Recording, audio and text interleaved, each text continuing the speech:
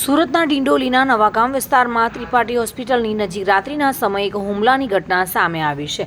રામબચ્ચન મોર્યા નામના વ્યક્તિ અને તેમના પિતરાઈ ભાઈ અભિષેક મોર્યા પર ચપ્પુ વડે ઘાતકી હુમલો કરવામાં આવ્યો છે. હુમલામાં રામબચ્ચન મોર્યાને ગંભીર ઇજાઓ થતાં તેમનું ઘટના સ્થળે જ મોત નીપજ્યું હતું, જ્યારે અભિષેકને ગંભીર ઇજાઓ સાથે સારવાર માટે તાત્કાલિક હોસ્પિટલ ખસેડવામાં આવ્યો છે. આ કેસમાં ડિંડોલી પોલીસે પિતા સુનિલ ભોલા ચૌધરી અને પુત્ર કુંદન સુનિલ ચૌધરીની ધરપકડ કરી છે. સુરત શહેરના ડિંડોલી પોલીસ સ્ટેશન વિસ્તારમાં ગઈ શનિવારની રાતના એક બનાવ બન્યો હતો. આ બનાવમાં જે ભોગ બનનાર છે એમની હત્યા થઈ હતી, જેને લઈ પોલીસે હત્યાનો ગુનો નોંધી અને આગળની કાર્યવાહી હાથ ધરી હતી. પોલીસે તત્કાલ કાર્યવાહી કરી અને બે વ્યક્તિઓ, એકનું નામ સુનિલ ચૌધરી અને એકનું નામ કુંદન સુનિલ ચૌધરી, આ બંને બાપ દીકરા છે. આ બંને જે આમાં કેસમાં આરોપી છે બંનેની ધરપકડ કરી છે અને આગળની કાર્યવાહી અત્યારે ચાલુ છે. શા માટે હત્યા કરવામાં આવી હતી?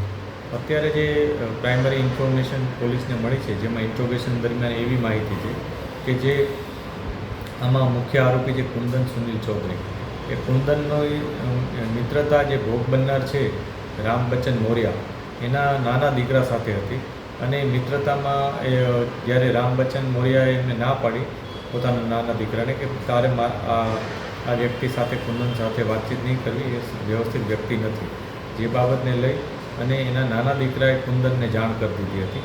અને એ બાબતને લઈ અને એનો કુંદન એના સાથે ઝઘડો કરવા આવ્યો હતો અને એના નાના દીકરાને પોતાની સાથે લઈ જવા આવ્યો હતો. આ પ્રકારની પ્રાથમિક માહિતી પોલીસને મળી છે અને આ બધી બાબતો વેરીફાઈ અત્યારે કરી રહ્યા છે. કઈ રીતે આખી ઘટનાક્રમ કરવામાં આવ્યું છે હત્યા?